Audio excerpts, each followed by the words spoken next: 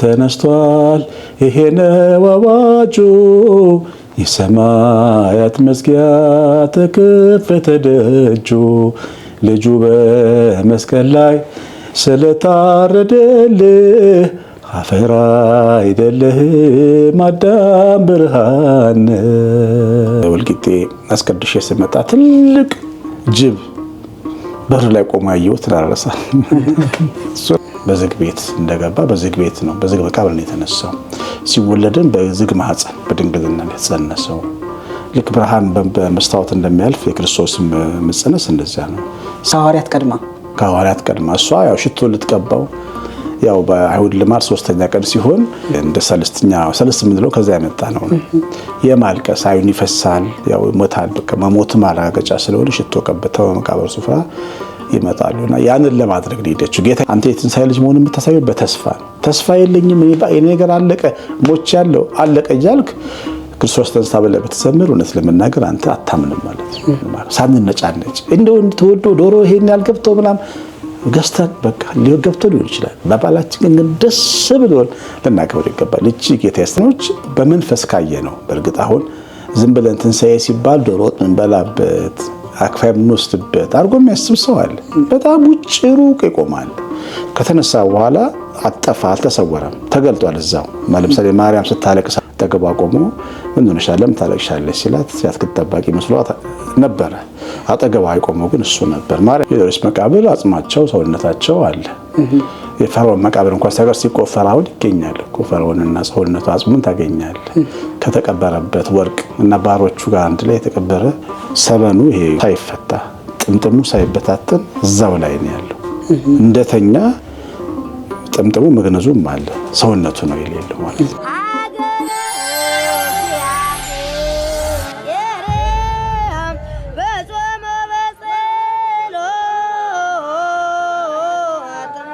በስመ አብ ወወልድ ወመንፈስ ቅዱስ አሐዱ አምላክ አሜን። ሰላም በዓለም ዙሪያ የምትገኙ ውድ የኤልሻዳይ ኦርቶዶክሳዊ ሚዲያ ቤተሰቦች በመላው ዓለም ሆናችሁ ይህን ፕሮግራም ተከታተሉ በያላችሁበት የክርስቶስ ሰላም ፍቅር ይብዛላችሁ የእመቤታችን የቅድስት ድንግል ማርያም አማላጅነት አይለያችሁ። እንኳን ለጌታችን ለመድኃኒታችን ለኢየሱስ ክርስቶስ የትንሣኤ በዓል በሰላም አደረሳችሁ አደረሰን። ዛሬ ወደ እናንተ በዓሉን እያከበራችሁ ስቱዲዮአችን ለየት ያለ እንግዳ ጋብዤላችኋለሁ። የዛሬ እንግዳችን በብዙ አገልግሎት የምናውቃቸው ዘማሪ ቀሲስ አሸናፊ ገብረ ማርያም ይሆናሉ። ከሳቸው ጋር ትንሣኤ ምንድነው በዓልስ የጌታችን ኢየሱስ ክርስቶስ ትንሣኤን ለምን እናከብራለን የሚለውን ቆይታ ከሳቸው ጋር እናደርጋለን። እናንተ ይሄ ቪዲዮ ደግሞ ለብዙ ሰዎች እንዲደርስ ቪዲዮውን ላይክ ሼር ሰብስክራይብ በማድረግ ለብዙ ሰዎች እንድታደርሱ ከወዲሁ ጋበዝኳችሁ። ቀሲስ ጥሪያችንና ክብራችሁ ወደ ስቱዲዮአችን እንኳን በሰላም መጣችሁ። አመሰግናለሁ ስለጋበዛችሁኝ። እስቲ በመጀመሪያ ራስዎትን አስተዋውቁልን ቀሲዬ። ያው የታወቀ ነው እንግዲህ ቀሲስ አሸናፊ በመዝሙር ታውቁታላችሁ። እግዚአብሔር ቃል የሰው እግዚአብሔርን አገልጋይ ነኝ። እግዚአብሔርን ቃል በማካፈል በመዘመር እግዚአብሔርን አገለግላለሁ።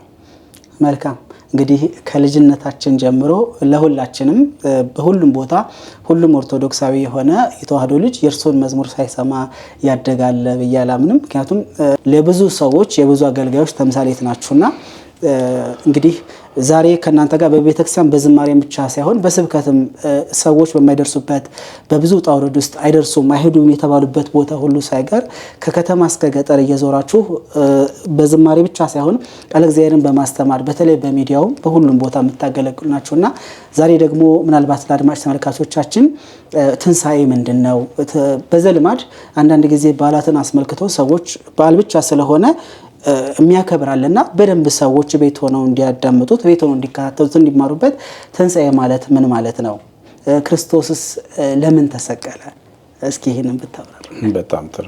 እንኳን አደረሳችሁ ለትንሣኤ በዓል። ይሄን የምትመለከቱላችሁ ክርስቶስ በእውነት ተነስቷል። እንኳንም ደስ አላችሁ። እንግዲህ ትንሣኤ ስለመነሳት ከመናገራችን በፊት ስለሞቱ ማንሳት ይገባል። ለምንድነው ክርስቶስ መሞት ያስፈልገው? ለምንድነው እግዚአብሔር ልጅ ራሱ እግዚአብሔር ነው። እግዚአብሔር ልጅ ያው እግዚአብሔር ስንል አብን ወልድን መንፈስ ቅዱስ ማለታችን ነው። ከሶስት አካል አንዱ ነው ወልድ በተለየ አካሉ ከመቤታችን ተወልዶ መድኃኒት ለመሆን መስቀል ላይ ተሰቀለ። ለምንድነው ይሄን ያደረገው? ለምን መሞት አስፈልገው? እሱ ጌታ ነው፣ እሱ አምላክ ነው። ሰማይ ላይ ሆኖ ምሪያቸዋለሁ ማለት አይችልም ወይ ብለው ሰዎች ጠይቃሉና ከዛ ብንጀምር ወደ ትንሣኤው ከመጣታችን በፊት ጥሩ ነው። ምክንያቱም ሞቱ ነው ትንሣኤውን እንድናከብር ያደረገን እና አምላክ እሱ አምላካችን ዳኛ ነው፣ እውነተኛ ዳኛ ነው፣ ፍርድን የሚሰጥ ነው። ዘፍጥረት መጽሐፍ ምዕራፍ 3 ላይ በሰው ልጅ ላይ ሞት እንዲሞት ፈርዷል። ያው አፈር ነህና ወደ አፈር ትመለሳለህ የሚለው ፍርድ። የሚያዝያ 10 የበርሜል ቅዱስ ጊዮርጊስ ጉዟችንን እንዳትረሱት በዚሁ አጋጣሚ ማስታወስ እፈልጋለሁ። ትኬቱን እስከ ሚያዝያ 6 ድረስ እየቆረጥን እንገኛለን። ቀድማችሁ በመመዝገብ የዚህ በረከት ተካፋይ እንድትሆኑ መልእክቴን ማስተላለፍ እፈልጋለሁ። መልካም የትንሣኤ በዓል እንዲሆንላችሁ ከወዲሁ መልእክቴን መግለጽ እፈልጋለሁ። ሰው እባብ እየበላው አፈሩን እባቡ እየበላው ሰይጣን እየተጫወተበት የሚኖር በፍዳ በኩነኔ የወደቀ ነበር የሰው ልጅና ይህንን በመፍረዱ እግዚአብሔር ጨካኝ አይደለም፣ እውነተኛ ዳኛ መሆኑን ነው የሚያሳይ። ልጅህም ቢሆን አንተ ልጅ ወንጀል ቢሰራ አንተ ግን ዳኛ ሆነ ብትቀመጥ ተገደ የሞት ፍርድ ትፈርድበታለህ። የሞት ፍርድ ካስፈረድበት ልጄ ነው ብለህ ፍርድ አታጓድልም።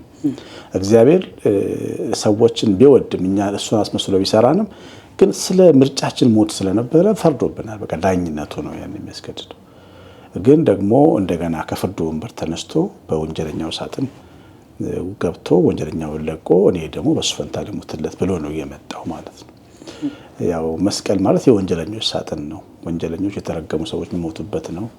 ስለዚህ ወደዛኛው ከሰማያት ወርዶ ወደ መስቀል ሲሄድ መስቀል ላይ የነበረው የሰው ልጅ ሁሉ ነው ምንድነው ጦሳችንን የጦስ በግ እንደሚባለው ነው። የእግዚአብሔር በግ ጦሱን ተሸክሞ መስቀል ላይ እሱ ሞቶ ሰዎች በምህረት እንዲተርፉ አደረገ ማለት ነው። ከዛ በኋላ ነው ዓመተ ምህረትን መቆጠር የጀመረው። ክርስቶስ ከተወለደ በኋላ ነው ዘመን ሰላም የሆነው። መላእክት የዘመሩት በጌታችን መወለድ ይህንን አውቀው ነው እና ክርስቶስ ለዓለም ምትክ ሆኖ ስለሞተ ያው ሞተ ማለት ነው። ከሞተ በኋላ ኒቆዲሞስ ዮሴፍ ከመስቀል አውርደው በጎልጎታ መቃብር አኖረውት ነበር ሰውነቱን በድኑ እና ያው ሶስተኛው ቀን ሲሆን እንደተነገረ ከሙታን መካከል ተለይቶ ተነሳ እና ክርስቶስ ሲሞት የቤዛነቱ ስራን የሰራ ዋጋ ከፈለ፣ ሲነሳ ደግሞ የአሸናፊነት ስራ ሰራ ማለት ነው እና ትንሣኤ ክርስቶስ ሞትን ያሸነፈበት ትልቁ መንፈሳዊ መገለጥ ነው እግዚአብሔር ለኛ የሰጠን። የእኛንም የወደፊት የክብር ህይወት የሚያስታውስ ያረጋገጠ እውነተኛ መሆኑን የሞትም ኃይል የተሰበረበት ትልቅ መንፈሳዊ ጸጋ የተቀበልንበት ነው ትንሣኤ። መልካም እንግዲህ ምናልባት ትንሣኤን በመጽሐፍ ቅዱስ ውስጥ ማለት በየትኛው መጽሐፍ ቅዱስ ክፍል ውስጥ በስፋት የጌታን ትንሣኤ በየትኛው መጽሐፍ ቅዱስ ክፍል ውስጥ እናገኘዋለን? ዮሐንስ ወንጌል ምዕራፍ 20 በደንብ ተራርቶ ተቀምጧል። ያው ጌታ ሲነሳ በእኩለ ሌሊት ነው። መግነዝ ፍቱልኝ አላለም። በዝግ ቤት እንደገባ በዝግ ቤት ነው፣ በዝግ መቃብር ነው የተነሳው። ሲወለድም በዝግ ማህፀን በድንግልና የተጸነሰው። ልክ ብርሃን በመስታወት እንደሚያልፍ የክርስቶስ መጸነስ እንደዚያ ነው። ሲነሳም በእንደዚህ አይነት ሁኔታ ነውና መግነዝ አልፈታም ማለት ይኸውልህ ሲቀብሩት በካህንና በመምህር ስርዓት ነው የቀበሩት እና ኒቆዲሞስ ዮሴፍ ያው የመንፈሳዊውን የስርዓቱን የቀብሩን ስነ ስርዓት ለአንድ መምህር ለአንድ ረቢ የሚያስፈልገውን ስለሚያውቁ በደንብ ገንዘውት መጠምጠሚያ አድርገውበታል። ላይ እንደ መምህር ሲገነዝ እንደዛ ነው የአይሁድ መምህር እንደዛ ነው የቀበሩት እና ሲመጡ እነ ጴጥሮስ ሰበኑ ይሄ መግነዙ ሳይፈታ ጥምጥሙ ሳይበታተን እዛው ላይ ነው ያለው። እንደተኛ ጥምጥሙ መግነዙም አለ፣ ሰውነቱ ነው የሌለው ማለት ነው። ስለዚህ ነው መቃብር ክፈቱልኝ መግነዝ ፍቱልኝ ሳይል ተነሳ የተባለውና እንደውም ሐዋርያት መነሳቱን ያረጋገጡበት አንዱ መንገድ ይሄን መግነዙንና ጥምጥሙን አይተው ነው፣ በስፍራው እንዳለ ስላገኙት ነውና አንዳንዶች ተሰረቀ የሚል ውዥንብር በአይሁድ ዘንድ ለማስወር አስፈልገው ስለነበረ ለእነ ስምዖን ጴጥሮስ ለእነ ዮሐንስ ትልቁ ማረጋገጫቸው የነበረው ያ ነውና ጌታችን መቃብርን ሳይከፍት መግነዝ ሳይፈታ በታላቅ ትንሣኤ ከሞት መካከል ያው ተለይቶ ተነሳ ማለት ነው እና ይሄ ዮሐንስ ወንጌል ምዕራፍ ላይ ተጠቅሷል። ከተነሳ በኋላ አልተሰወረም፣ ተገልጧል እዛው። ለምሳሌ ማርያም ስታለቅስ አጠገቧ ቆሞ ምን ሆነሻል ለምን ታለቅሻለሽ ሲላት የአትክልት ጠባቂ መስሏት ነበረ። አጠገቧ የቆመው ግን እሱ ነበር። ማርያም ሲላት አውቃ እግሩ ላይ ልትወድቅና እግሩን ለመያዝ ሞክር ታትንኪጅና ለደቀ መዛሙርቴ ንገሪያቸው በገሊላ ቀድማቸዋለሁ ብለሽ ብሎ ትንሣኤውን ለመጀመሪያ ጊዜ ለሴቶች ነው የተናገረው ማለት ነው እና በጣም ትልቅ ነገር ነው የጌታችን ትንሣኤ ለቤተክርስቲያንም ለእኛም ለክርስቲያኖች። ትንሣኤ ሁል ጊዜ እሁድ ነው የሚከበረው። ለምን እሁድ ይከበራል? ጌታ የተነሳው እሁድ ዕለት ነው እና እሁድ አንድም ሰንበት የሆነችበት አንዱ የጌታ ቀን የሆነችበት ምክንያት ትንሣኤው ነው እንድትመረጥ ያደርጋት እንጂ እሁድ ለአይሁድ አሃዱ የመጀመሪያው ቀን ነች። የስራ ቀን ነች። ሰኞ እንደማለት ነው። አሁን እስራኤል ሀገር ብትሄድ እሁድ ትልቁ የስራ ቀን ነው በቃ። ለእኛ ግን እሁድ የሆነችው ክርስቶስ ከሞት የተነሳባት ስለነበረ የአይሁድን ሰንበት አልፎ ነው የተነሳው። የአይሁድ ሰንበት ካለፈ በኋላ ከሞት ተነሳ። የአይሁድ ሰንበት ቅዳሜ ነው። ከዛ ሌሊቱን ጌታ ተነሳ ማለት ነው። ስለዚህ እሁድ የጌታ ቀን ተብላለች። በዮሐንስ ራዕይ ምዕራፍ 1 ቁጥር 10 ላይ በጌታ ቀን በመንፈስ ነበርኩ። የጌታ ቀን ያላት እሷን እሁድን ነው እና እሁድ ሁልጊዜ የትንሣኤው በዓል ከእሁድ አያልፍም። ስቅለቱ ከዓርብ፣ ትንሣኤው ከእሁድ አልፎ አያውቅም። ምክንያቱም የተሰቀለው ዓርብ ነው። ጸሎተ ሐሙስ የሚቆረቡት የመጨረሻው ቀን ሐሙስ ነው። እነዚህ ቀናቶች አይቀየሩም እና ቀናቱን ጠብቆ በየዓመቱ ይከበራል ማለት ነው። ምናልባት ቀሲስ ጌታችን የመድኃኒታችን ኢየሱስ ክርስቶስ ከተወለደበት እስከ አረገበት ቦታ ያለውን መቃብሩን ሳይቀር ጌታችን የኢየሱስ ክርስቶስ መቃብሩን ሳይቀር ለመጎብኘት እድሉን አግኝተዋል። ቦታው ላይ ደርሰዋል። እኔም ያው በተለያየ ሚዲያው ስላየኋችሁና ምናልባት የጌታችን የመድኃኒታችን የኢየሱስ ክርስቶስ መቃብር ከሌሎች መቃብር በምን ይለያል? የሌሎች መቃብር አጽማቸው፣ ሰውነታቸው አለ። የፈርዖን መቃብር እንኳን ሳይቀር ሲቆፈር አሁን ይገኛል እኮ ፈርዖንና ሰውነቱ አጽሙን ታገኛል። ከተቀበረበት ወርቅ እና ባሮቹ ጋር አንድ ላይ የተቀበረ ፈርዖን ይገኛል። ክርስቶስ ግን መቃብሩ ባዶ ነው። በክርስቶስ መቃብር ውስጥ ያለው ምስጋና ነው፣ ሻማ ነው፣ ብርሃን ነው፣ ቅባ ቅዱስ ነው።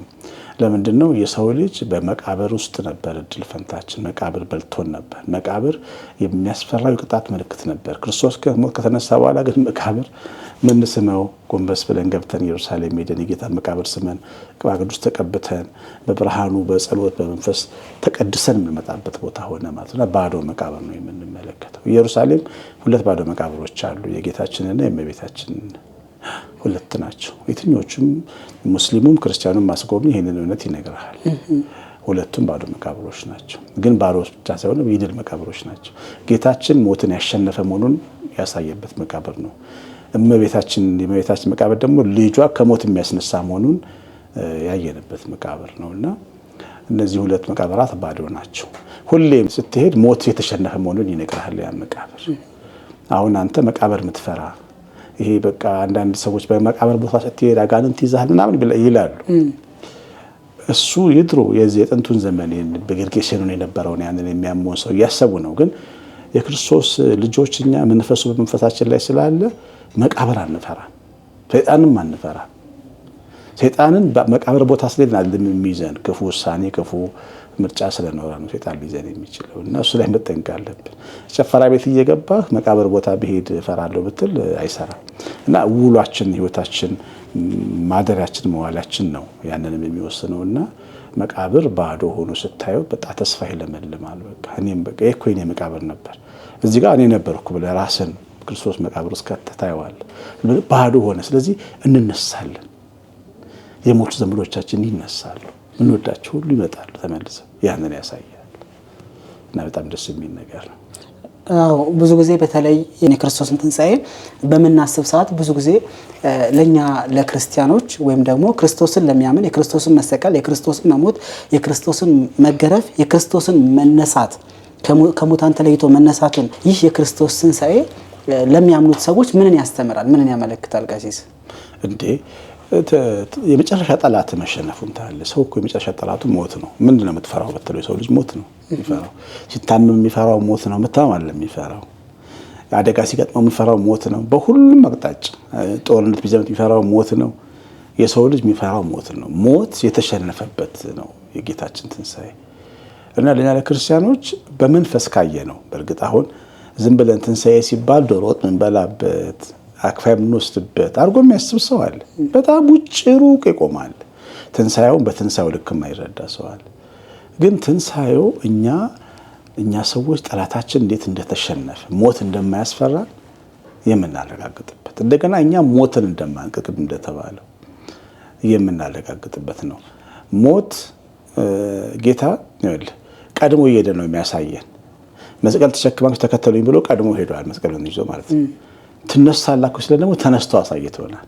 ስለዚህ ከሞት የመነሳት የዘላለም ሕይወት ባለቤቶች እንደሆነ ብርሃን ለብሰን በደስታ የምንኖርበት ሌላ ደግሞ የሕይወት ምዕራፍ እንዳለን ያየንበት ነው የጌታችን ትንሣኤና ለአማኞች ለምእመናን በጣም ትልቅ ትርጉም ያለው ቀን ነው። በደንብም በትርጉም ልናከብረው ይገባል። እንደው ዝም ብለን ቅድም እንደተባለው በዓሉ ላይ ስነ ስርዓቱ ላይ ብቻ ሳይሆን መንፈሳዊ ትርጉም ላይ በጣም በደንብ ፎከስ አድርገን ልናከብረው ይገባል። አዎ ማለት ምናልባት እኔ በዚህ ብጾም በዚህ ብጸልይ ነገ ሞታለሁ፣ ነገ ከሞት መነሳቴን በምን አውቃለሁ ብለው የሚሉ ሰዎች አሉና ስለዚህ ለዚህ እኛ ዳግም እንደምንነሳ ማስረጃችን የሚሆነን የክርስቶስ መነሳት ነው ማለት ነው። የክርስቶስ መነሳትና የሐዋርያት ትምህርት ነው። ቅዱስ ጳውሎስ ማንኛ ቆሮንቶስ ምዕራፍ 15 ላይ በትንታኔ ያስተምረዋል። አንተ ገበሬ የዘራው ሳይሞት ይነሳሉ ይላል። እኛው የምንበላው ዳቦ የምንበላው እንጀራ የተዘራው እኮ ዘር ታውቃለህ አንተ በጭ ገበሬ ልጅ ሳትሆን አትቀርም። ተዘርቶ በስብሶ ነው እንደገና በቅሎ አድጎ 30 60 ፍሬ አፍርቶ በመከር ቀን ይዘው ነው የምንመጣው አይደል እንዴ? እንኳን እኛ የዘራ ነው እንኳን ይበቃል። የተከልነው ችግኝ እንኳን አለቀስ እንደገና ከስራ ያቆጠቁጥ የለ እንዴ ባህር ዛፉ ራሱ እና ሰው እንዴት እነሳለሁኝ ብሎ ማሰብ የለበትም። እንኳን የሰው ልጅ ለሰው የተፈጠሩት እንኳን እነዚህ እንኳን እየሞቱ እየተነሱ ነው ለሰው ልጅ ሕይወትን ምግብ የሚሰጡትና እኛም ልክ እንደዚሁ እንዘራለን እንጂ አንሞትም። ሞት አይባልም የኛ በነገራችን ላይ የኛ እንቅልፍ ነው። ጌታችን ዮሐንስ ወንጌል ምዕራፍ 11 ላይ ስለ አልዓዛር ሲናገር ተኝቷል አልዓዛር እንገሰቀሰው እንዴት ነው ያለው። ስለዚህ የአዲስ ኪዳን እረፍት ሞት አይባልም። ሞት ስለሚመስለን እኮ እንዴት ይነሳል ለምንለው የተኛ ሰው እንዴት ይቀሰቀሳል ይባላል አይባልም። ሜዳው ስታንኳኳ በሩን ትቀሰቅሰዋል። እኛ ክርስቲያኖች በክርስቶስ ያመንን ሕያው ደሙ ሕያው ሥጋው እኛ ውስጥ ስላለ ከእሱ ጋር ስለተዋሃደ ሰውነታችን ጌታ ሲጠራው በመላእክት መለከት ከሞት ይነሳል። በቃ እንቅልፍ እንደተኛ ሰው ነው እና እንዴት ይሆናል ብሎ መጠየቅ ምንም አዲስ ነገር የለውም። ካልገባ መጠየቅ ግን እግዚአብሔር የሚሰራው ነገር የለም። ይሄን ማወቅ ያስፈልጋል።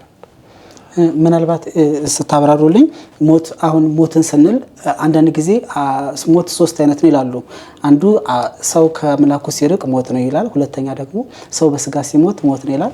ሶስተኛው ደግሞ ሰው በሰራው ኃጢአት ከእግዚአብሔር እቅፍ ሲወጣ ይሞት ይባላል። ይሄንን እንዴት ያዩታል ቀሲስ? እውነትም ግልጽ እኮ ነው ያልከው ነገር ነው። በተለይ በስጋ ሞት ሁላችንም እንስማማለን። ከእግዚአብሔር የመለየት ሞት ግን ያለ አይመስለንም። በህይወታችን ቆመን ልንሞት እንችላለን። ሰው ጥሩ ልብስ ለብሶ ተስፋ መቁረጥ ዋጋ የለኝም የሚል ስሜት አየህ፣ እርባና ቢስ የመሆን ስሜት በራሴን ባጠፋሁት የሚል ሳታስበው ተቀምጦ ካንተ ጋር ተቀምጦ ከትንሽ ደቂቃ በኋላ ራሱን ሲያጠፋ ልታየው ትችላለህ። ይሄ የመንፈስ ሞት ነው። ከእግዚአብሔር የመለየት ምልክቶች ናቸው እና አለሁ እያልክ ትሞታለህ። እንደዛ ስንል ሎዶቅያ ቤተክርስቲያን ለብሻለሁ ብለህ ሕያው ነኝ ብለህ ግን ትሞታለህ። ያኛው የፍርዱ የመጨረሻው ቀን ፍርድ ያው ታውቀዋለህ፣ ሁላችንም የተነገረን ነው። በግራ የሚቆሙት ፍየሎች የሚገቡበት እና ዋናው ቦታው ለሰይጣንና ለመላእክት የተዘጋጀ ቦታ ነው። የኛ ቦታ አይደለም። ግን ሰው አንዳንዴ ምርጫው ወደ ወደዱ ይወስደዋል እና ወደዛኛው ሞት እንዲሄዱ ይሆናሉ። በተለይ እነሱ ደግሞ ጨካኞቹ ናቸው። ሰው ይረባዋል ብሎ የማያስቡ፣ ቢታሰር ሰው ቶሎ የሚረሱ፣ ቢቸገር ሰውን ቶሎ የሚረሱ፣ የት እንደወደቀ የማይጠይቁ እንደዚህ አይነት ጨካኝ ሰዎች በዚህ ጉዳይ አንዳንዴ መብታቸውን የሚኖሩ ይመስላቸው ይችላል። አሁን አለማብላት፣ አለማጠጣት፣ ሰውን አለመጠየቅ መብት ነው። ግን ክርስቶስን የሚያምን ሰው መብቴ ነው ብሎ መኖር አይችልም። ማድረግ ያለበትን በፍቅር ማድረግ አለበትና እነሱ በስተግራ የነበሩት ወደ ገሃነመ እሳት ይገባሉ። ይሄ እውነት የተጻፈና የማይለወጥ ሀቅ ነው። የጌታችን የመድኃኒታችን ኢየሱስ ክርስቶስን የትንሣኤውን ለመጀመሪያ ጊዜ ያዩት እነማን ናቸው? መግደላዊት ማርያም ከሐዋርያት ቀድማ እሷ ያው ሽቶ ልትቀባው ያው በአይሁድ ልማድ 3ኛ ቀን ሲሆን እንደ ሰለስት ምንለው ከዛ ያመጣ ነው። የማልቀስ አይን ይፈሳል፣ ያው ሞታል፣ በቃ መሞት ማረጋገጫ ስለሆነ ሽቶ ቀብተው መቃብር ስፍራ ይመጣሉና ያንን ለማድረግ ሄደችው። ጌታ ይነሳል የሚል እምነት የላትም። ትወደዋለች ግን ይነሳል የሚል እምነት የላት። ለምሳሌ እመቤታችን አለች፣ እዛ ጋር የለች። እናት ነች አይደል? ለምን ያልመጣች በ3ኛው ቀን ይነሳል ብላ ስለምታምን ነው። ማርያም ግን ይነሳል ብላ አታምንም። ልትቀባው ነው ሽቶ ሄደችው እና ጌታ ተነስቶ ግን አገኘችው እና እሷ ናት የለለነ ሲሞን ጴጥሮስ ያው ተናገረች ማለት ነው። ምናልባት በህይወታችን ውስጥ ማለት ነው ትንሣኤን እንዴት ማሳየት እንችላለን? በተስፋ ሁሌ ችግር ሳይጋጠም ተስፋ አለኝ ስትል የትንሣኤ ልጅ ናት። ምን ከሞት በላይ ከባድ ነገር ምን አለ? ሞት ከተሸነፈ ምን ማይሸነፋል? ኪሳራ፣ ችግር፣ በሽታ፣ ጉድለት፣ ፍቺ እነዚህ አይነት ነገሮች አሉ። ውስብስብ የሚያደርጉ ነገሮች እነሱም ይሸነፋሉ። እና ሰው ትንሣኤን ሲያስብ ሁልጊዜ ማሸነፍ እንዳለ እንዲያምን ያደርገዋል። ተስፋ እንዳለ እና አንተ የትንሣኤ ልጅ መሆን የምታሳየው በተስፋ ነው። ተስፋ የለኝም እኔ ነገር አለቀ ሞች ያለው አለቀ እያልክ ክርስቶስ ተነሳ ብለህ ብትዘምር እውነት ለመናገር አንተ አታምንም ማለት ነው። እና መነሳት የሚባለው ሰውነት ብቻ ከመቃብር የሚነሳ ተስፋም ይነሳል። አይ የመንፈስ ጥንካሬ ይነሳል። የደከመ ቅድስና የሞተ ቅድስና እንደገና ይነሳል። የማይነሳ ነገር የለንም እኛ ሰዎች። እና የክርስቶስ ትንሣኤ የሚነሱ ነገሮችን አብስቶ ነው የሰጠን። እና አለቀብኝ ሞተብኝ ብለን የምንዘጋው ነገር ሊኖር አይገባም ማለት ነው። እንግዲህ ይህንን የትንሣኤን በዓል ሁሉም በየቤታቸው ሆነን በመናከብር ሰዓት ትንሣኤን በዓልን በምን መልኩ ነው ማክበር ያለብን? በመጀመሪያ ቤቱን ገነት አድርጎ። ምክንያቱም በዓላት ወንጌል ይሰብካሉ። እኔ አሁን በልጅነቴ እናት አባቴ ያው ሶሻሊስት ነገሮች ናቸው። እግዚአብሔር የለም ነበር የሚያምኑት፣ ግን ፋሲካን ያከብራሉ። ስቅለት ሲባል ጉልባን ይሰራል ቤት ውስጥ። ለኔ ስብከቴ ከቤት አልወጣም፣ ለኔ ሰባኪዬ እነዛ ቀናቶች ናቸው። ክርስቶስ ሞተ የሚባለውን ሰማለሁ፣ በበዓሉ ምክንያት ተወለደ የሚባለውን ሰማለሁ ገና ሲመጣ እና ተነሳ የሚለውና መሞት መነሳት ያን በዓላቱ ሰብከውኛል ቤት ውስጥ ከእናት ከአባቴ በላይ። ስለዚህ ቤታችን ውስጥ የምናከብረው በዓል ለልጆቻችን መስበኪያ ነው። በደንብ አድርገን ማክበር፣ ደስተኞች ሆነን ማለት ሳንነጫነጭ እንደው ተወልዶ ዶሮ ይሄን ያልገብቶ ምናምን ገዝተን በቃ ገብቶ ሊሆን ይችላል። በዓላችን ግን ደስ ብሎን ልናከብር ይገባል። እቺ ጌታ የሰራት ዳዊት ይላል፣ እቺ ቀን እግዚአብሔር የሰራት ቀን ነች፣ በሷም ደስ ይበላችሁ ይላል። በዛው ተደስተን ማክበር አለብን። ለምን አሁን የምንጨነቅበት ነገር ሁሉ የሚያልፍ ነው። ውዱም ዶሮ ያልፋል፣ ውዱም በግ ያልፋል፣ ውዱም ጤፍ ያልፋል። የማያልፍ ዘላለም ሕይወት ነው እኛ ያለን። የመጀመሪያው ነገር እሱ ነው።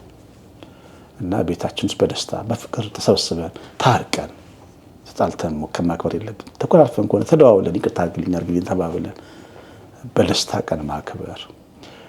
እንደገና ደግሞ መደገፍ የሚገባውን ሰው መደገፍ። ብዙዎቻችን የኔ ቢጤ እንረዳለን። የማይለምነው ምስኪን ወንድምስ ዩኒቨርሲቲ ተማሪ ሆኖ የሚያስተምረው የሌለ ወጣት አለ በየቤት። ባሏ ሞቶባት ብቻዋን የምትታትር እናት አለች ማትለምን። የቀን ስራ እየሰራ የሚውል ትንሽ ብር እያገኘ የሚኖር አስተናጋጅ አለ። ትንሽ ኑሮ ያለው ችግረኝ እኔ ልንገር፣ የሚሰሩ ድሆችን መርዳት ያስፈልጋል። የሚሰሩ ድሆችን ማለት እና አንድ ላይ እንደዚህ አድርገን ማክበር። ካህናትን አባቶቻችንን አሁን ከባድ የቁመት የስግደት ሰዓት ነው። ሕማማት ከሰባቱ ቀናት ከሰኞ እስከ 5 ቀን ተኩሉ ከባድ ነው። ከዛ አክፍሎት ነው። ለኛ አገልግሎት ካህናት ሙትት የሚሉበት ሳምንት ነው። ከሻልን ካህናቶቻችን እንጀራ ማብላት፣ መመረቅ፣ መጋበዝ እንኳን ደረሳችሁ ማለት ያስፈልጋል። ብዙ ጊዜ ቀሲስ ትንሣኤ በዓልን ስታከብሩ ምን ያስታውሳችኋል? ምናልባት እንግዲህ በሰፊው በተለይ በጉራጌ ክልል ወልቂጤ ላይ ብዙ ወጣቶችን አፍርተዋል። ብዙ በሃይማኖታቸው የጠነከሩ ብዙ ወጣቶችን አስተምረዋል እና እኔም ደግሞ አንዱ ነኝ። አስታውሳለሁ እሁድ እየመጣን ደብረ ጽዮን ማርያም ቤተክርስቲያን አዳራሽ ውስጥ እንማር ነበር እዛው ቤተክርስቲያንና ብዙ ወጣቶች አፍርተዋልና ምናልባት በህይወታችሁ ውስጥ በትንሣኤ ቀን የተለየ ነገር የምትሉት የገጠሙት ነገር ካለ እስኪ ያካፍሉን። ትንሣኤ የተለየ የገጠመኝ ነገር አላስታውስም ነው ለመናገር። አንድ ቀን ብቻ ወልቂጤ አስቀድሼ ስመጣ ትልቅ ጅብ በር ላይ ቆሞ ያየሁት አልረሳም። እሱን አልረሳም። ቤቴ ገባ ስል ቤቴ በር ላይ ግን ስፍራ ለቆልኝ ሄደ እና በጣም ደግሞ ተቃለኛ ወልቂጤ ስንኖር ምን ፈራው ማታ ማታ ጅብ ነው። ሁሉም አየህ ደግሞ አክፍሎ ስለሚመጣ ስለሚደክመው የሚሸኝም ሰው የለም። በቃ በስማም ያልክ ነው የምትሄደው። ፊት ለፊት ቆሞ እሱን አልረሳም። አንድ ቀን ግን ከዛ ውጭ በላይ ግን ምናመሸው ቤተክርስቲያን 2 ቀን የምናከፍለው እና ያ ድካሙ ያ ክፍሎቱ ድካም አይረሳኝም። ቅዳሴው የጧፉ ሽታ እና እንደው በጣም በልጅነት የማስታውሰው ደግሞ ጠፍቼ ነበር ቤተክርስቲያን አጠገባችን መድኃኒዓለም አለና እናት አባቴ ስለሚተኙ ሌሊት ዘልዬ ዋጠር ሄዳለሁ ማለት ነው። ለማደር ማለት እዛ ገብቶ ለመተኛት ያው ሰውነት ስለምንስል በቃ ህፃን ልጅ ነኝ። እና እዛ የነበረው ሽታው መድኃኔዓለም ግርግሩ በመቋሚያ ስንመጣ ተነሱ ስንባል እሱ ነገር አይረሳኝም። የትንሣኤ ቀን ማታ በጣም ብዙ ማስታወሳቸው ነገሮች አሉ። ብፁዕ አቡነ ሰላማ የሚባሉ ሊቀ ጳጳስ ነበሩ ባሌ ጎባ። በጣም መንፈሳዊ ባህታዊ ናቸው እና 4-5 ቀን ነው የሚያከፍሉት እና የሚቀድሱበት ቀን እሳቸው ፊታቸውን ማየት በቃ ፊታቸው አይጠፋብኝ። 4 ቀን አክፍለው ሲቀድሱ ያንን የሚያክል ቅዳሴ የትንሣኤ ቅዳሴ ሌሊት ያን ሁሉ ህዝብ ሲያቆርቡ እነዚህ ነገሮች አይረሱኝም። መልካም እንግዲህ ምናልባት ቀሲስ እንግዲህ በብዙ መንፈሳዊ አገልግሎት በተለይ በዝማሬው ብዙ ሰዎች በዝማሬያችሁ ተመረውበታል። ያው መዝሙር ትምህርትም ስለሆነ ግዴታ መጽሐፍ ቅዱስ መግለጥ የለበትም። በተለይ ግጥሞቻችሁ በጣም ይገርመኛልና እንዲያው ምናልባት ትንሣኤን ከሚያስታውሱ ዝማሬዎች እንዲያው አንድ ቢዘምሩልን ቀሲስ በጣም ደስ ይለኛል። እሺ። ተነስቷል ይሄ ነው አዋጁ፣ የሰማያት መዝጊያ ተከፈተ ደጁ፣ ልጁ በመስቀል ላይ ስለታረደልህ አፈር አይደለህም አዳም ብርሃን። ተቀጥሏል መዝሙሩም ሰጣል። በጣም ደስ የሚል እኔ ብዙ ጊዜ የእናንተን መዝሙር ስሰማ እውነት ለማውራት ማለት መጽሐፍ ቅዱስ እየገለጠን እንደምናነብ ያክል ነው የሚሰማኝና ብዙ ጊዜ እንዲያውም ለብዙ ሰዎች እየጻፍኩ ሁሉ እንትን እለዋለሁ። ይሄ ትገርመኛለህ፣ ትደንቀኛለህ የሚለው መዝሙርና ምናልባት እነዚህን ስራዎቻችሁን ስትሰሩ ማለት መዝሙር ግጥምና ዜማ የምትሰሩበት ጊዜ ምን አይነት ጊዜ ላይ ነው ቀሲስ? ማለት ምናልባት አሁን ላይም የቤተክርስቲያን ለብዙ ዘማሪዎች የሚጽፉ ግጥምና ዜማ የቤተክርስቲያን ጸሐፊዎች አሉ። ከነዛም ደግሞ አንዱ እርሶ ነዎትና ቀሲስ ምናልባት በምን ጊዜ ነው የምጽፏቸው? ሐሳቡስ እንዴት ነው የሚመጣው ቀሲስ? ያው ስታሰላስል ብዙ ጊዜ መዝሙር የምሰራው ሳሰላስል ነው። ሲሄድም ስቀመጥም ነገሮችን አሰላስላለሁ። በተለይ እግዚአብሔር የሰራው ስራ ለምሳሌ አሁን ትገርመኛለህ። ያው እናት አባቴ ቤት በነበርኩኝ ጊዜ ሶሻሊዝም የሚባለው ልጅ ነኝ ግን በቃ እንዴት ከባድ መንፈስ እንደነበር እግዚአብሔር ሲቃወሙ እና ተደብቀው ክርስትና ሲያስነሱ ቤተክርስቲያን ሄደው እግዚአብሔር አለ ማለት ሲያስቀጣ በልጅነቴ ያስታውሳለሁ። እናድዳለሁ። ይገርማል። በጣም ንዴቱ እስከ ልቤ ውስጥ አለ እና ትገርመኛለህ የሚለው መዝሙር እሱ ነው። ልክ ይሄ መንግስት ሲቀየር ዶክተር አብይ ወደ እንትን ሲመጣ የመንግስታት መቀየር ኃያላን ደክመው ስመለከት እና እሱ ያኔ የጻፍኩት በቃ ተገርሜ ቁጭ ብዬ ትገርመኛለህ መንግስቱ ኃያሉ ጀግናው ወድቆ ደግሞ አንዱ ተነስቶ ይመጣል። የለም ያሉ ሰዎች ዛሬ መቃብር ገብተዋል፣ አንተ ግን አለህ። እና በተለይ መንግስት አካባቢ ያለውን ነገር እንዳንድ ካህን ሳይሆን የተሰማኝ ስሜት ከትናንትናው ዘመን ጀምሮ ነውና እንደዚህ ሲሰማኝ ነው ተቀምጬ አሁን እዚህ ጋር ተቀምጬ ከተሰማኝ ዜማው ይጠራኛል። ያው አንድ ነገር ከሰማው ዜማ ከሰማው ያነሳሳዋል፣ ውስጥ ይከፋፍተዋል። ግን ማሰብ ሲጀምር ሀሳቦች አይዲያዎች በደንብ ይመጡልኛል። አዎ ምናልባት በተለይ አሁን ላይ እየመጡ ላሉ አገልጋዮች ማለት አሪያ ናችሁ ብዬ አስባለሁ። ምክንያቱም አንድ መዝሙር ተጽፎ አንድ መዝሙር በሚዘመርበት ሰዓት በተለይ ይሄ አንድ ሰው ውስጡ ሊያስተላልፍ የሚችለውን መልእክት ሙሉ በሙሉ መንካት አለበት ብዬ አምናለሁ። ምክንያቱም እኔ አሁን መጽሐፍ ቅዱስ ከማነብ ይልቅ መዝሙሩን በዜማ ቁጭ ብዬ ታኝቼ መኝታዬ ቦታ ላይ ቁጭ ብዬ ሁሉ ሳስበው ከዛ ነገሮች ብዙ መጽሐፍትን እንዳነበብኩ እረዳለሁና ብዙ መዝሙሮቻችሁ በዚህ መልኩ አስተማሪዎች ናቸውና በቀጣይስ ምን እንጠብቅ ቀሲስ? እንግዲህ ቁጥር 9 የዝማሬ አልበም ሰርተዋል እስካሁን ድረስ ባለው እኔ በማውቀውና ወደፊትስ ምን እንጠብቅ ከርሰው ቀሲስ? ሁለት ለመናገር አልበሞች አጠቃላይ ከ4 መሰለኝ። ምክንያቱም 4 የንስሐ መዝሙሮች ሙሉ አሉኝ የከበረ የሌለባቸው እንደዚህ ኮሌክሽን ይሰራቸው ብዙ አሉኝ። ብዙ መዝሙሮች ነው ያሉኝ። ግን ይሄ በከበሮ እንደተለመደው አይነት መዝሙሮች 9 ቁጥር እስከ እንዴት ተገኘ ለቤት እስከሚለው ነው ያለኝ። አሁን ግን እግዚአብሔር ከፈቀደ የዛሬ ወር ሚያዝያ 27 የሚወጣ ቁጥር 10 አለኝ የተዘጋጀው የሰራው ነው። በጣም ጥሩ መዝሙራት እግዚአብሔር የሰጠኝ መዝሙራት አለ። እሱን ደግሞ እንሰማለን። ያው እየሰራን እግዚአብሔርን እያገለገልን ነው እንግዲህ ያለ ነው። እግዚአብሔር ይፍቀድ። እንግዲህ ምናልባት በስተመጨረሻ የምታስተላልፉት መልእክት ካለ እድል ልስጣችሁና ፕሮግራማችንን እንጨርሳለን ቀሲስ። ለሁላችሁም እንኳን ለብርሃነ ትንሣኤው በሰላም በጤና አደረሳችሁ። በውጭ ሀገር ያላችሁ፣ በሀገር ውስጥ ያላችሁ ብሩካን ሁላችሁ ደስ ብላችሁ አክብሮ ሀገራችን ኢትዮጵያ እንወዳት ሀገራችን ደግሞ ኤርትራውያን ሀገራችን ኢትዮጵያ ኤርትራ ሰላም ትሁን ለሁላችንም እንኳን አደረሰን።